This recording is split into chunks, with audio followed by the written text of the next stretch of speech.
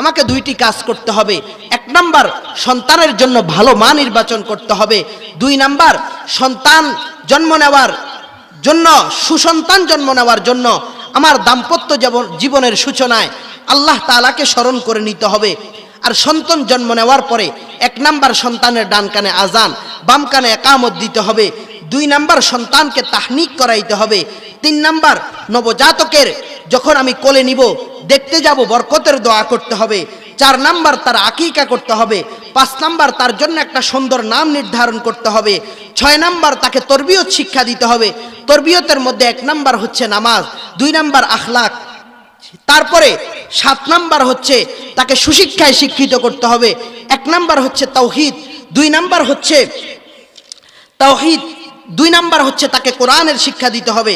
আট নাম্বার, সন্তানের মাঝে যখন মাল সম্পদ বন্টন করব, তখন ইনসাফের মুআমালা করতে হবে। একজনকে বেশি দিয়ে দিবেন, একজনকে কম দিয়ে দিবেন, এটা সমর্থন ইসলাম করে না। আল্লাহ তাআলা এটাতে সন্তুষ্ট হবেন না। আল্লাহর দরবারে আপনি জবাবদিহি করতে হবে। নয় নাম্বার, সন্তানের যখন বয়স হবে, বালেগ হবে, তাকে বিবাহ করিয়ে দিবেন। আল্লাহু আকবার। এই ব্যাপারে আল্লাহর হাবিব রহমতুল্লাহ আলম বলেন, মুসনাদে আহমদের হাদিস, আল্লাহর হাবিব রহমতুল্লাহ আলম বলেন, ওয়া ইন বালাগা ইউজাউইজুহু ফা আসাবা ইসমান ফা ইন্নাহা ইসমুহু আলা আবি।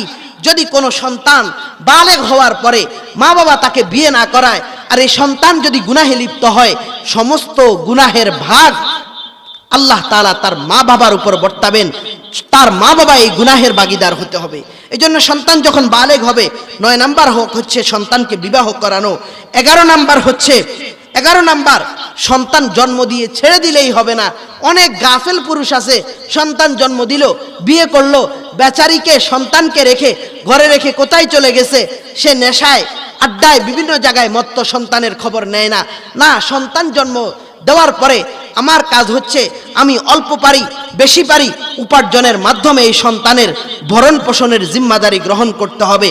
12 নাম্বার হচ্ছে, কখনো সন্তানের জন্য বদদোয়া করা যাবে না। আল্লাহ তাআলা আমাদের সকলকে সন্তানের হকগুলো আদায় করার তৌফিক দান করুক। এই 12টা 14টা হক যদি আমরা সন্তানের ব্যাপারে আদায় করতে পারি, এই সন্তান কখনো আমার ব্যাপারে অবাধ্য হবে না, মা বাবার অবাধ্য হবে না। সেই সন্তান কখনো আল্লাহ বিরোধী হবে না, আমার নবী বিরোধী হবে না, কোরআন সুন্নাহ বিরোধী হবে না, আলেমকে গালি দিবে না, মসজিদের ইমামকে অপমান করবে না, মসজিদের ইমামের সাথে বেয়াদবি করবে না। এই সন্তান মা বাবাকে কখনো ভাতে মারবে না, মা বাবাকে কখনো বৃদ্ধাশ্রমে দিবে না। ও মুসলমান মা বোনেরা, আমি আপনাদের হাতে পায়ে ধরে আমার শেষ রিকোয়েস্ট করতে চাই, আজকে থেকে প্রতিজ্ঞাবদ্ধ হন। আপনি যদি আগে নাও জানতেন, আগে আমল করতে পারেন নাই, আজকে থেকে নিয়ত করেন, আপনার বিবিটা যদিও ওই শুরুতে যেই কথাটা বলেছিলাম আপনার অবাধ্য, এই শর্তের ভিতরে পড়ে না, আজকে থেকে ঘরের মধ্যে তালিম চালু করেন ওলামায়ে কেরামের পরামর্শে, তাকেও দিনদার বানান। আপনার সন্তানগুলোও সুন্দর হয়ে যাবে, আপনার ফ্যামিলিও সুন্দর হয়ে যাবে, আপনার বিবিও আপনার কাছে অত্যন্ত প্রিয় হয়ে যাবে, আপনার ঘরটা মধুময় হয়ে যাবে, আপনার দাম্পত্য জীবন মধুময় হয়ে যাবে।